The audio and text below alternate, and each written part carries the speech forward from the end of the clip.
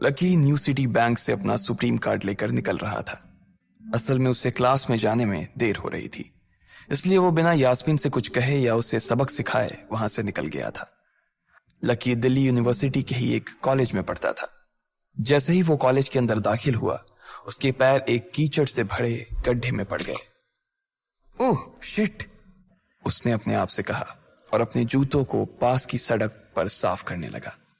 वो college administration के दफ्तर की ओर देखकर उसे कोस रहा था। कॉलेज की सड़कों पर इतने सारे गड्ढे हो गए थे, लेकिन वो लोग एक भी गड्ढा नहीं भरवा रहे थे। जब भी लकी इस चीज की कंप्लेन करने के लिए वहां जाता, तो वो इसे ये कह देते कि फंड ही नहीं है। उसने जैसे तैसे अपना जूता तो साफ कर लिया था, लेकिन वो अपनी पैंट पर लगे कीचड़ के दाग को साफ नहीं कर पाया था। वो बाथरूम की ओर जा पाता, इतने में क्लास की घंटी बज गई। वो भागते हुए क्लास में पहुंचा। उसने दरवाजे के बाहर से ही देखा कि प्रोफेसर कमलनाथ मिश्रा पोडियम पर आ गए थे और उन्होंने आज के लेक्चर की शुरुआत भी कर दी थी। जैसे ही उनकी नजर बाहर खड़े लकी पर पड़ी, तो उनकी आंखें निराशा से भर आई। इधर लकी का सिर भी शर्म से झुक गया था और उसे अंदर ही अंदर बुरा लग रहा था। कॉलेज में जितने भी प्रोफेसर थे, उनमें से कमलनाथ जी को लकी सबसे ज्यादा पसंद करता था। बाकी प्रोफेसर ये बात जानते थे कि लकी पढ़ाई के साथ साथ जॉब भी करता था, इसलिए उसका पढ़ाई में ध्यान नहीं था। इसलिए वो भी लकी के ऊपर ज्यादा ध्यान नहीं देते थे।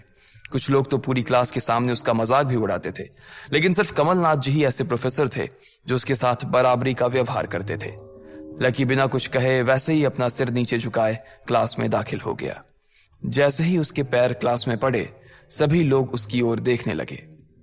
अबे ये फटीचर कब से लेट आने लगा? सूरज पश्चिम से उग सकता है, लेकिन ये कभी लेट नहीं हो सकता। आज क्या हो गया इसे? एक लड़के ने लकी को चढ़ाते हुए कहा। अबे यार, इसकी पैंट तो देख, कितनी गंदी है। भाई क्लास में लड़कियां भी होती हैं, कम से कम कपड़े तो ढंग से पहन के आ यार। दूसरे लड़के ने कहा और उसकी ये बात सुनकर उसके पास बैठी लड़की हंस दी और बोली, अरे कहां से पहन कर आता? कपड़े के लिए तो पैसे हैं नहीं इसके पास। एक ये कपड़ा है इसके पास, बहुत है इसके लिए। क्लास में बैठे सभी लोगों ने लकी के ऊपर फफ्तियां कसनी शुरू कर दी थी। हर कोई उसके ऊपर कुछ न कुछ कहे जा रहा था। ऐसा नहीं था कि लकी ये सब आज ही सुन रहा था। इस तरह की फफ्तियों का सामना वो रोज करता था। रोज उसे ऐसी बातें सुनकर बुरा भी लगता था, और आज भी उसने अपना सिर नीचे तो झुका लिया था, लेकिन आज उसके चेहरे पर एक मुस्कान थी। इन लोगों को पता नहीं था कि यह अनलकी आज कितना लकी होकर आ रहा है। जैसे ही क्लास में बैठे बच्चों का शोर बढ़ने लगा, उधर से कमलनाथ जी ने चिल्लाते हुए कहा, आपस में बात करना बंद करो। अगर तुम लोग इस तरह बात करते रहोगे तो मैं आगे नहीं पढ़ाऊंगा। सभी लोग शांत होकर उनकी बात सुनने लग गए। तब तक लकी भी अपनी कुर्सी पर जाकर बैठ गया था। कमलनाथ जी ने फिर से पढ़ाना शुरू किया और पढ़ाते पढ़ाते ना जाने क्यों उनकी नजर बार बार लकी की ओर जा रही थी। लकी को समझ नहीं आ रहा था कि कमलनाथ जी ऐसा जानबूझकर कर रहे थे। उनकी आंखों को देखकर ऐसा लग रहा था कि उनमें लकी के लिए ढेर सारा गुस्सा भरा हुआ था। उसे ऐसा लग रहा था कि शायद वो अपने प्रोफेसर की उम्मीदों पर खरा नहीं उतर रहा था। थोड़ी ही देर में कमलनाथ जी की क्लास खत्म हो गई। बच्चों, आज की क्लास यही खत्म होती है। कल आप सबको क्या काम करके लाना है वो मैंने यहां लिख दिया है। कल मिलते हैं आप सबसे, कमलनाथ जी ने कहा और क्लास के बाहर चले गए। जैसे ही वो बाहर गए, पीछे वाले दरवाजे से किसी की आवाज आई, डिंपल। जैसे ही वो आवाज सबके कानों में पड़ी, सब लोग क्लास के पीछे वाले दरवाजे की ओर देखने लगे। वहां कोई और नहीं बल्कि डिंपल का नया बॉयफ्रेंड राहुल खड़ा था। ये लोग राहुल को अच्छी तरह से जानते थे। राहुल ने दरवाजे से झांक कर देखा तो वहां कोई नहीं था। वो धीरे धीरे कमरे में दाखिल हुआ और सीधा डिंपल के पास चला गया। डिंपल खिड़की के पास बैठी हुई थी। जैसे ही राहुल उसके पास पहुंचा, डिंपल ने अपने हाथ उसकी गर्दन में किसी हार की तरह डाल दिए और उसकी बाहों में झूम उठी। उधर राहुल ने भी डिंपल को सबके सामने चूम लिया था। यह नजारा देखते ही सबकी नजरें लकी के ऊपर जा टिकी। सबको अभी तक तो यही पता था कि डिंपल लकी की गर्लफ्रेंड है। किसी को इस बात की खबर नहीं थी कि उन दोनों का ब्रेकअप हो गया था। डिंपल को राहुल की बाहों में देखकर लकी के तन बदन में आग तो लग गई थी, लेकिन फिर भी वो शांत होकर वहीं बैठा हुआ था और उसने अपने गुस्से पर काबू कर लिया था। अरे भाई लकी, क्या हो रहा है ये सब? डिंपल राहुल के साथ कैसे? उसके एक दोस्त ने आकर लकी से कहा। होने देना यार, जो हो रहा है छोड़ना, लकी ने कहा। उसका इस बारे में किसी से बात करने का कोई मन नहीं हो रहा था। अरे भाई, तुझे पता है वो राहुल कितना चालू आदमी है? अभी तक इस कॉलेज की 5 लड़कियों को फंसा चुका है और ये डिंपल छठी है, लकी के दोस्त प्रीतम ने उससे कहा। उसकी ये बात सुनते ही लकी ने प्रीतम को घूर कर देखा। प्रीतम को लगा कि लकी को उसकी बात का बुरा लगा था, लेकिन अगले ही पल वो उसे देखकर मुस्कुराया और बोला, कोई बात नहीं भाई, सबकी अपनी अपनी लाइफ है। ये कहकर लकी डिंपल की ओर देखने लगा, जो कि राहुल की बाहों में इतरा रही थी। वो जानती नहीं थी कि लकी चाहता तो यहीं खड़े खड़े राहुल और उसके पिता को उनके कारोबार समेत खरीद सकता था। उधर जैसे ही राहुल और डिंपल की नजर भी लकी पर पड़ी तो वो जानबूझकर उसे छेड़ने के लिए उसके सामने से गुजरने लगे। अच्छा लकी, सुनना जरा। अचानक से डिंपल लकी के सामने रुकी और बोली। उसने अभी भी राहुल की कमर में अपना एक हाथ डाल रखा था। फिर उसने अपने दूसरे हाथ से अपना मोबाइल निकाला और उसका कवर खोलकर लकी के मुंह पर फेंक दिया और बोली, अब क्योंकि मैं तुम्हारे साथ नहीं हूं इसलिए मुझे तुम्हारे इस बेकार से कवर की कोई जरूरत नहीं है, इसे तुम अपने पास रख सकते हो। लकी ने उससे कुछ नहीं कहा और नीचे गिरा वो कवर उठाकर अपनी टेबल पर रख दिया।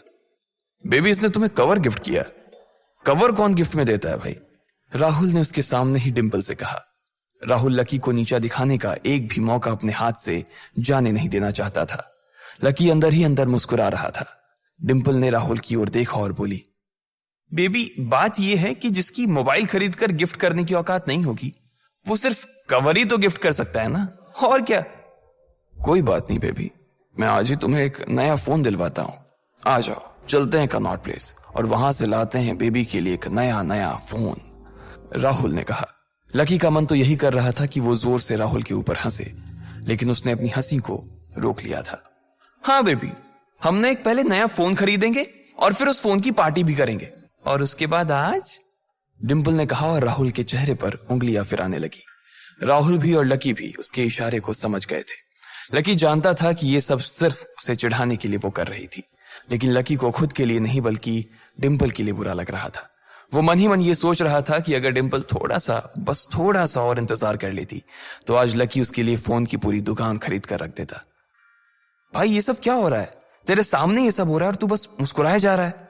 गुस्सा नहीं आ रहा तुझे? प्रीतम ने लकी से पूछा। नहीं यार, जो हो रहा है अच्छा ही हो रहा है, जो होता है वो भी अच्छे के लिए होता है, इसलिए चल यार, छोड़, लकी ने कहा और फिर राहुल और डिंपल की ओर देखने लगा। अब उन दोनों की नजर लकी के मुस्कुराते हुए चेहरे पर पड़ी तो वो अंदर से भवक गए। दोनों की दोनों ही ये सब सिर्फ और सिर्फ लकी को जलाने के लिए कर रहे थे, लेकिन वो तो ऐसे बैठा था जैसे उसका और डिंपल का कोई रिश्ता ही नहीं था। जब अपनी इस बातों का लकी के ऊपर कोई असर होता नहीं दिखा तो डिंपल राहुल से बोली, बेबी चलो यहां से। बेबी नहीं बेबी, हबी। आज से तुम मुझे हबी बोलोगी और मैं तुम्हें बोलूंगा मेरी प्यारी वाइफी, राहुल ने कहा और लकी के सामने ही डिंपल को चूम लिया। ये देखते ही लकी थोड़ा सा जल भुन तो गया और उसका जवाब भी वो राहुल को देना चाहता था, इसलिए उसने कहा, डिंपल ये सब क्यों कर रही हो तुम? क्या दिखाना चाहती हो इससे? लकी को डिंपल का ऐसा रूप देखकर उसी के लिए बुरा लग रहा था। राहुल की किसी बात का तो लकी के ऊपर कोई असर ही नहीं हुआ, लेकिन लकी की इस बात का राहुल को जरूर बुरा लग गया था। उसने गुस्से से अपनी नाक फुलाते हुए कहा, ओए फटीचर, ज्यादा बकवास करने की जरूरत नहीं है।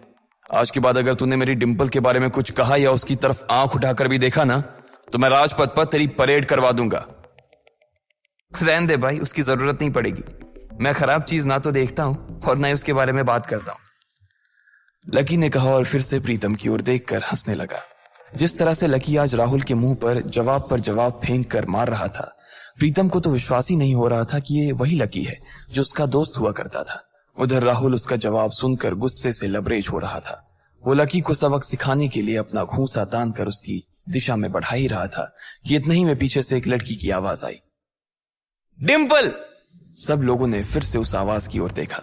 वहां पर एक थोड़े छोटे कद की लड़की खड़ी थी और वो गुस्से से डिंपल की ओर देख रही थी। उसकी आंखों पर चश्मा लगा था और उसके बाल खुले हुए थे। अब तू हद से आगे बढ़ती जा रही है डिंपल। लकी जैसे लड़के को छोड़कर तू इस एक नंबर के लफंगे लड़के के साथ पड़ी है। तुझे तो कॉलेज के किसी गड्ढे में जाकर डूब मरना चाहिए।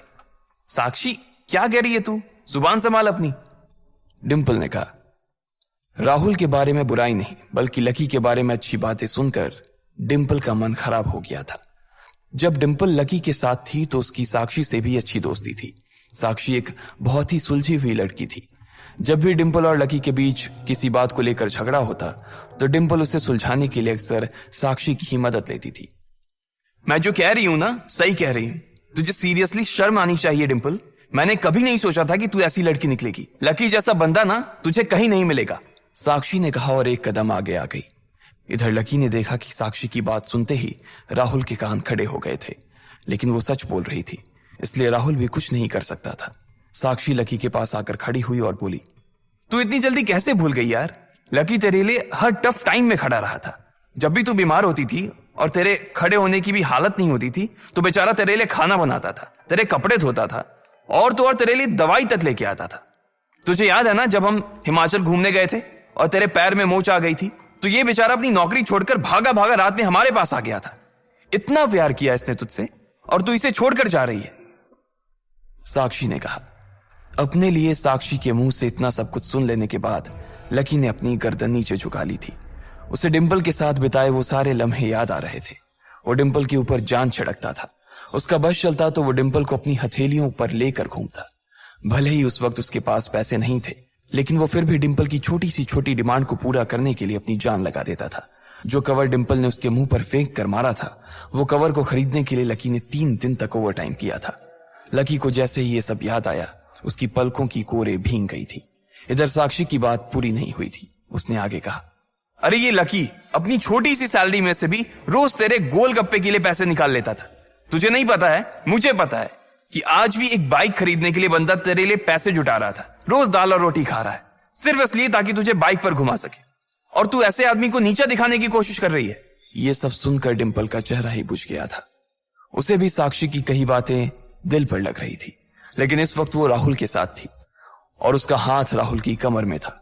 वो चाह कर भी राहुल के खिलाफ ना तो कुछ बोल सकती थी और ना ही कुछ सुन सकती थी।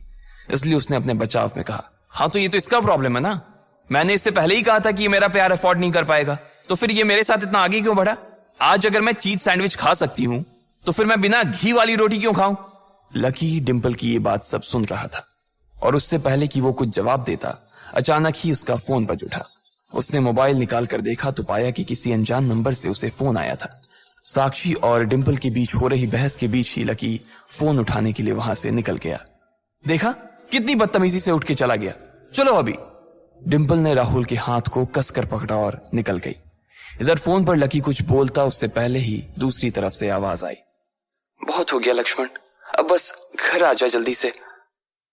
यह आवाज सुनते ही लकी एक पल में उसे पहचान गया था। उसके दिमाग से डिंपल के सारे ख्यालात चले गए थे और सिर्फ उस आवाज को सुनकर ही उसकी आंखें भीग आई थी। आखिर किसकी थी वो आवाज? किसका फोन आया था लकी को जो उसका घर पर इंतजार कर रहा था? क्यों आखिर लकी की आंखें भीग आई थी? इन सब सवालों के जवाब अगर आप जानते हैं तो कमेंट बॉक्स में हमें भी बताएं और आगे की कहानी जानने के लिए सुनते रहें लखपति, सिर्फ पॉकेट FM पर।